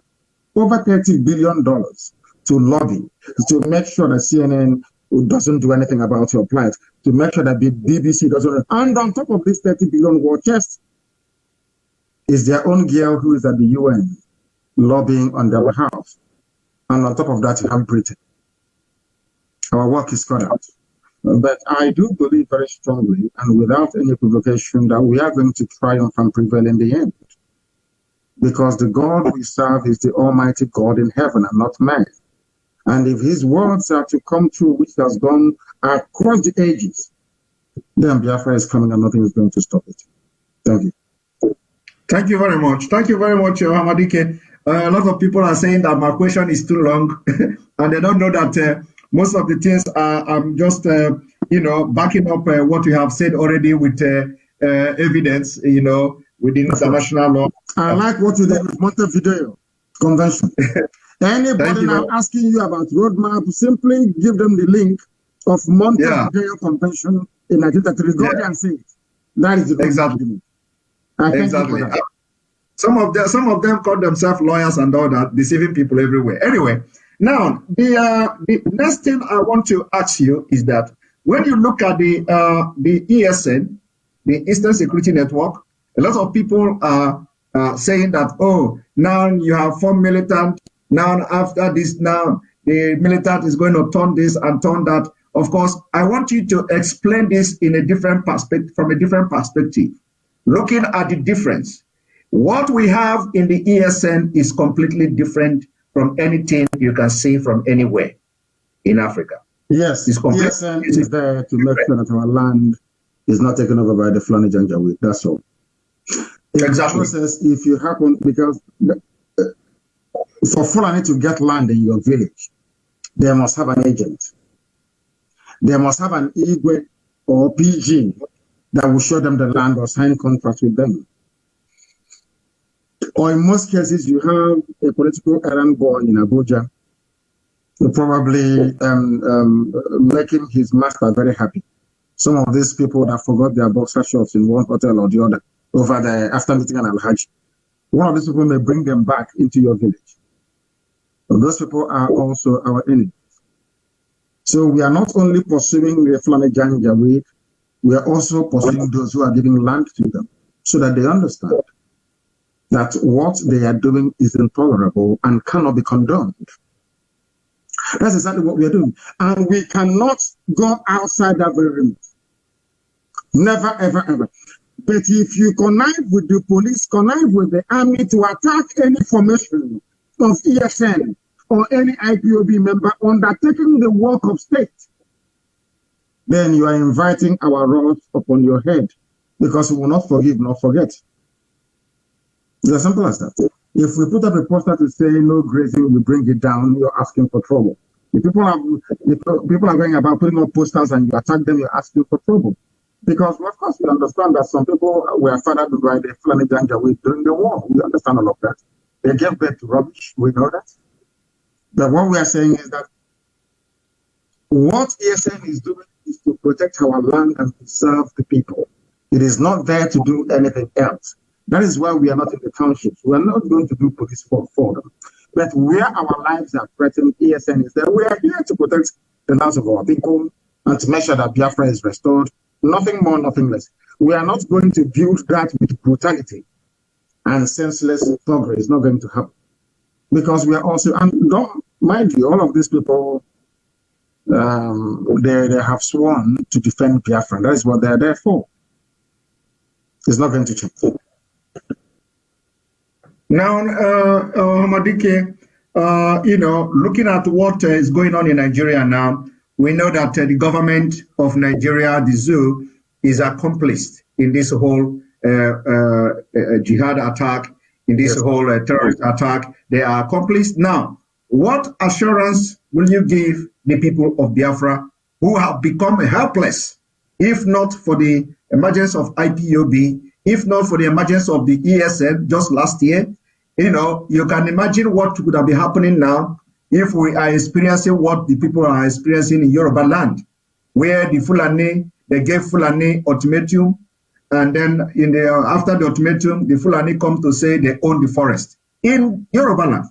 Now, what assurance are you giving our people of Biafra that, any attack coming from Fulani will be resisted and won?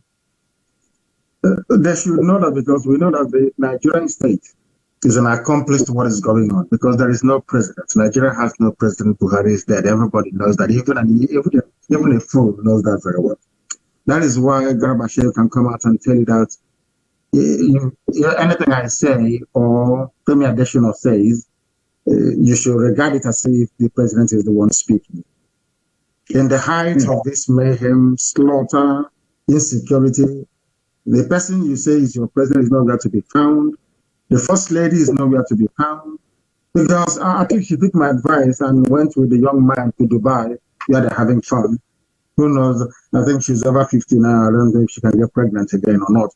Having fun. If not, in the next 9 months, you hear that Aisha has given birth to a bouncing baby boy, baby girl. But she's having fun in Dubai with her boyfriend, wearing Buhari masks, deceiving people. Those that claim they went to school. Where is your first lady? I'm saying this in line with I want people to understand that not only is the government of the zoo, the Janjaweed government, complicit in what is going in the terrorism. They brought in terrorism into Nigeria. Fulani, deliberately. Not by a few individuals, not like Mike Asine. This is the government themselves, Answer Rock, brought in terrorism into Nigeria. Where is Aisha? First lady, where is she? I feel sorry for black people. Let me tell you one thing. What is happening in Yoruba land cannot. They know who we are now. Britain must have told them that this is what are not cases, though. Don't try them anyhow. And as I've said, they want to do two things. Subdue the Yoruba with the force of terrorists and then come against us with the might of their army. That is the reason why BBC is rooting for them. That is why a whole BBC left their job to be advertising where you can get application form to join the Nigerian army. I tweeted it a few hours ago. What other proof do you need that Britain is the one, they are the ones running the show? BBC advertising where you can get form to join army because they know they do not have the population to fight us. Let me tell you one thing people don't know. They do not have the population to fight us. They know that very well. If we do the war rises up at the same time as well as Biafra, they cannot defeat us. They know that. Now they're asking for people to join the army. That army is going to be populated by Janjaweed terrorists. They will try us. They will come. They came to all 4 times and we beat them. They went to the air, disturbing disturbing birds of the air. They are cowards. We say, come down on the ground. You know where we are in the forest. Come and look for us. So we can give you a quick exit from this earth. So you can die very quickly. All it is then the townships killing people. What is happening in Yoruba land cannot happen in the East. It cannot happen. Britain killed us with one thing, air, land, and sea blockade. Now we manufacture what we use. So how can it defeat us? Are you waiting for telling the world, don't sell arms to them like before? You think we are stupid? No, of course not. What we use, we manufacture. If you want to know how effective it is, ask the zoo army, they will tell you. So they understand. Very soon, we will switch into a suicide mode. We have not come to that yet, but they keep pushing us. Very soon. I told them before, for one suicide bomber you have in Boko Haram, I will give you 10 in Biafra land when the time comes, if you provoke us. We are getting there very soon. And what I'm saying, I say it openly. Openly, so that the world can hear. Because we have written to them. We have complained to them. We have petitioned them. Everybody, are you telling me the world doesn't know that Fulani brought in terrorism? Are you telling me that the CIA doesn't know? Are you telling me that Mossad doesn't know? Are you telling me that MI5 doesn't know? That it was the Fulani brought in terrorism? Is that what you're telling me? Are you telling me that they do not know what is going on? They know, but their consideration is oil. Because let me give you an example. When you want to rise up from the USA to complain about Nigeria and what is happening there, Halliburton, I'm here in Texas. They are here. That's the headquarters. They'll pick up the phone and they will call you. And say, leave those monkeys, leave. Remember, President Trump said it, that his friends are making ridiculous money out of Africa. What he meant is that they're making that money because Africans are stupid. He said it when he got it, that his friends are making so much out of our stupidity. The world knows that Fulani wants to take over Nigeria. They know that very well. They know about all the massacres happening. Al Jazeera interviewed the late Buhari, that was in 2016, and asked him, I said to him, look at National High School, Aba. People were being shot. In fact, they removed that woman from Al Jazeera after the interview. She was removed from Al Jazeera. Look at people being shot dead by army and police at National High School, Aba. Nothing happened. And because nothing happened, that in fact, it doesn't with the Shia. Before our eyes, the world saw the clip of army people kneeling down and firing at civilians. Had the same thing happened in China, you will hear them, all America will be writing, the Tiananmen massacre. What happened with the Shia was worse than what happened in Tiananmen massacre in Beijing. Not one single news outlet in the world carried it because Britain asked them not to. That gave them the impetus to go to Aba National High School to kill, to go to war, they kill. And you know how life is. Once they are killing other people and you're quiet, and Yoruba media was there supporting them. Our army, our boys, today they're in their forest. Nothing they say, what goes around comes around. If you support evil today, evil will consume you tomorrow. I used to tell my Yoruba friends, this evil you are supporting, this your one Nigeria will consume you. They said, no, one Nigeria. You are against today. In answer to your question, if they come to our land, they will die there. We will kill them. Thank you very much. Thank you very much. Thank you very much for that. You know, Onyendo, when you are saying British, you know, this British, a lot of people don't understand why you are always hammering on British. On this note, let me make it very public. Of course, this is not also a question for those who think that the question is going to be long. This is not a question, but you can make comment after this. Let me make it a public that in 2015, December 3rd, 2015, a motion was filed at the British Parliament for the independence of Biafra. Of course. A lot of people don't know about this. They don't know about it. They want to see roadmap. Now, the text of this motion reads that this House recognizes the call for the independence of the territory that constituted the Biafran Republic acknowledges that Biafra issue could be improved with the cooperation of the Nigeria government by offering a referendum, and urges the Foreign and Commonwealth Office to use its diplomatic strength to assist in the resolution of this matter. I'm aware of it. I'm aware of it. No. I didn't know you were going to ask me about it. I wanted to bring it up much later in this our struggle for Biafra. But since you've mentioned it, I will comment on it. Remember what I told you before, that in England you have good people. In Britain there are good people. It was Britain that was at the forefront of slavery. And yet it was Britain, through their courts, that banned, or should I say, that abolished slavery. The same British people. So it is my hope and prayer that one day good people will rise up again in British politics to recognize that freedom for Biafra is also freedom for Britain. I give them a very simple example. What is the volume of your trade with the USA or with Japan, for instance? If you give, right now, Britain is struggling because they are pleading with Joe Biden to give them favorable status in terms of, trade negotiations and the rest of it. If you ask an average British person, they prefer trade with a developed America than with a primitive Nigeria, regardless of the fact that they're getting oil and gas for free. It's something I said to Britain. Having a free Biafra that is economically viable is your gateway in that thing you've always wanted in Africa. Is only Biafra that can give it to you. Because the economic strength and might of Biafra will allow all your companies that invested in Biafra land to be able to expand exponentially. I will give you a very simple, one very tiny example. Do you think that people eat enough balanced diet? The answer is no, because there is no milk. The milk these are condensed milk. These are processed milk, not fresh milk. That is one thing that stupid Mietiala cannot get into their useless call.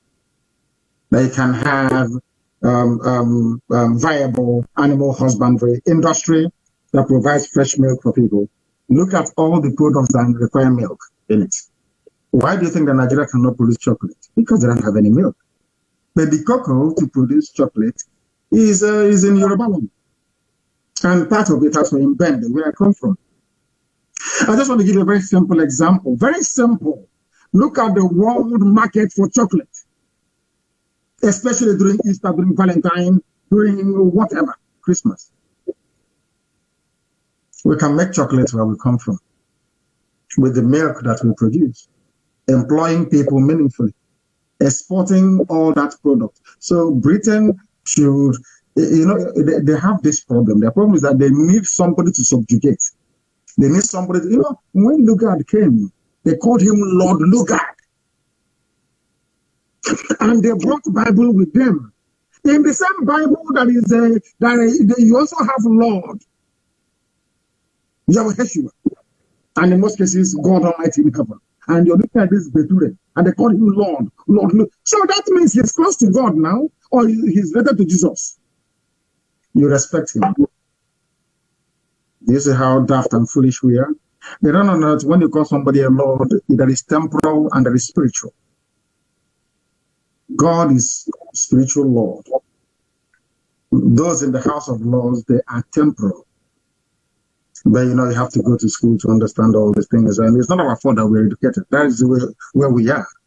It's not our fault. It's education. Sound education. Thank you very much. Thank you very much. And that reminds me, when some people call Lord NNAMDI KANU, MAZI NNAMDI KANU, a lot of people get upset. But they go to England room. If you ask them who created that, they say Lord Lugard, very proudly. They won't say Prince, they say Lord Lugard. Because that Lord is a white man. NNAMDI KANU is a black man. How can I call a fellow animal from Africa Lord when there are white people there? Sorry about this. Yes. So black people. Yes. Now, when you look at, from what you have just said now, you explained something very, very important. And that reminds me, when you look at what is going on globally, you find out that people of the southern Nigeria, and then we bring it down to Biafra people.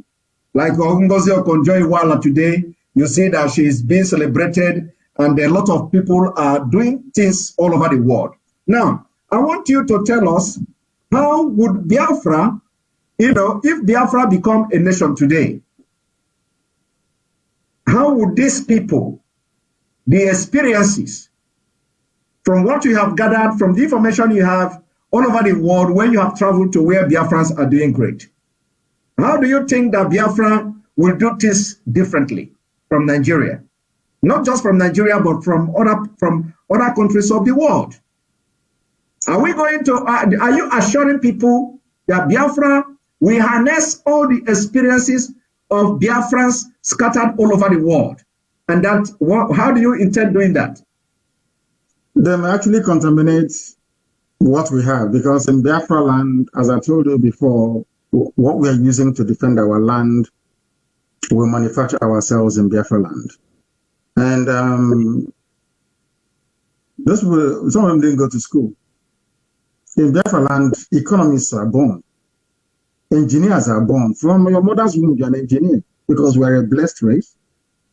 From your mother's womb, you can perform miracles and wonders.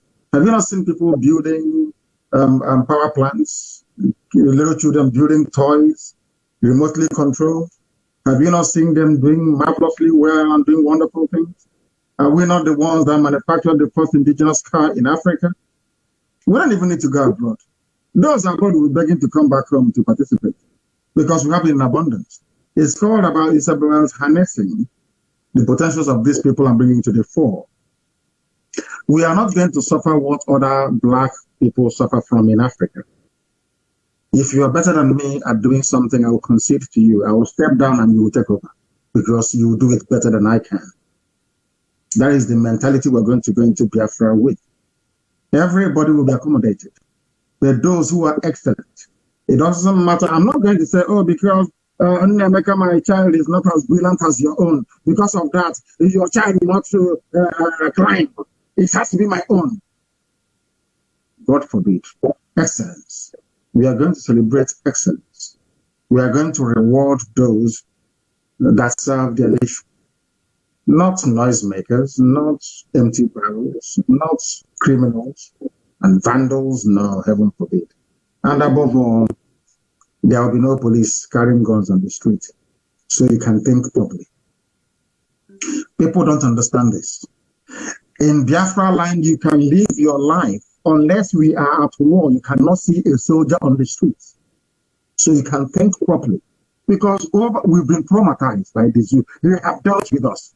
So we are going to build a novel country. Britain knows this. Listen, Britain, they know this.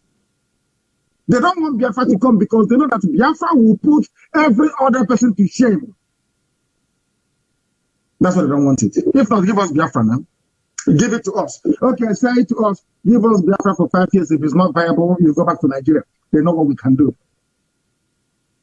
That's what I want to do. We have abundance of time. Did you train as a journalist? No. Then that answers the question. We don't need anybody. We welcome those from outside, though. No problem. Some of them said if Biafra were to come today, some of them will leave their things here and follow me, and they will go back home. They will come. We are going to accommodate them. But because you speak English in a particular way, it doesn't mean you're intelligent. Doesn't mean you're. We have seen all this nonsense now. Those that spoil Nigeria, they are those speaking wrong grammar, isn't it? Those speaking too much grammar. They're the ones that ruin life for everybody else. So if they can come, we can accommodate them. But in Biafra land, here in Ezurok, everything is complete. Thank you. Thank you very much. And I know that you are very, very tired, because they are, first of all, the attack on this whole thing before we start almost threw me off balance. I never expected it, honestly. But thank God we managed to have come this far. One thing I'm going to ask you, I think it's going to be the last question before I will allow you to rest, because you have been on this journey for a very long time, and every day on the phone and all that. So I'm going to ask you one last question. The question is this. If, from what I've just read now about the motion for Biafra independence at the UK Parliament, yes, the wording is that the Office of the Commonwealth must make sure they use their diplomatic power and ties to compel, though they did not use the word compel, but to, compel Nigeria government to organize referendum for a possible freedom of Biafra. And this is exactly what we are all asking. Now, if this did not happen, are you ready to lead us to do anything to get the freedom of Biafra? yes, Which I'm going to be number one to follow you. yes. You think we're going to live like this, like a bunch of animals forever? Of course not. Of course not. It can't, they know it very well that we are coming, and I will come, and I'll bring hell with me. You understand it very well. You better give me Biafra now. If they do not give me Biafra now, so I am making it very clear to the whole world so they understand what I'm saying very clearly. So that by the time that we are gone, history they will remember the deeds of God upon our lives. We have not come for anything else. I don't exist for anything else. It's only for Biafra to come. If you're not going to give me that Biafra, I will destroy everything that I see on my path. I'm being honest with you. There is no other outcome. Forget about all those speaking grammar and that's rubbish. Give us a referendum, as those British MPs tried to do, in keeping with the fact that in England you have people that have soul and conscience. If you have a referendum today and people say foolishly vote to remain in one Nigeria, I will give up. But that's where we're going to, and nothing. You know where we are now. Do you think we are going to drop our guns now? Is that what you think? Are we going to drop it now? No. No way. You must negotiate, and that is going to be a referendum. They understand it, or else we give them hell, and they know it. If Boko Haram, a bunch of idiots that didn't go to school, can give you a tough time, imagine people who are educated and all over the world. But as you know, with Pharaoh, their ears will be blocked. They'll be doing their janja with some. They will think, oh, we have a Hanese, we have George Obiozo, we have the likes of Hope, we shall prevail. But you'll hear their stories soon as well. We're not going back. We have come to die for what we believe. Thank you very much for having me, Simon. And continue your good work. And don't allow Satan to get into you. Don't. Never.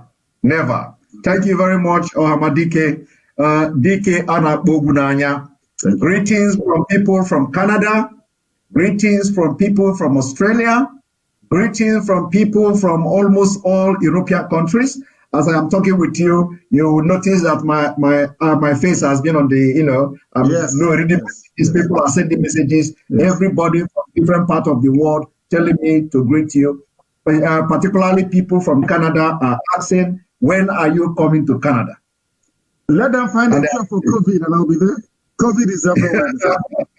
Okay, they're listening to you. They're listening to you. Thank you very much, our leader. And for those of us who are, in the media, we are promising that we are not going to fail the Biafra people. We will work tirelessly until Biafra comes. We will follow you. Any decision you make on Biafra, we are going to follow, because we are not the one who advised you until we joined. So any decision you feel that you make for Biafra, we are going to follow, because we know it is going to yield fruit and it's going to lead us somewhere. We have come a long way, no going back. Okay. Nobody is going to die. Nobody is going to die. We will all see Biafra. Yes, sir. Yes, sir. Thank you very much. Thank you very much. And enjoy yourself. Have a very nice week. And see you again. Yeah, there is snow in Houston. I think it's for the first time in 5 or 6 years. They said I brought snow into Houston. People are living large here. No wonder some of them don't want to come back home. They are living a very good life here. Some of them are very, very fabulously well off. But of course, we know that Biafra will come and will be a better country, even more than the USA. Thank you very much, Simon. Exactly. We have minus 25 degrees here. Are you serious? So, minus 25? I'm telling Unbelievable. you. Yes, minus 25. I think the temperature here is minus. It was minus 10 earlier today. Now it's just zero. Only zero. Come on, zero. Now it is. Thank you. Thank you very much. Thank you very much. And this is the beginning. This is the beginning of Anyukoma Of course. Of course. Thank you very much. Thank you. Thank you. Thank you.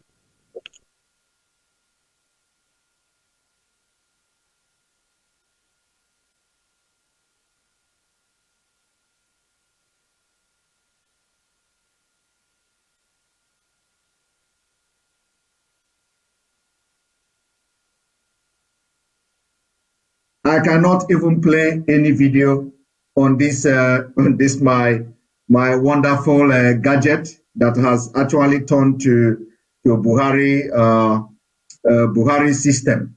So thank you all for being part of this program.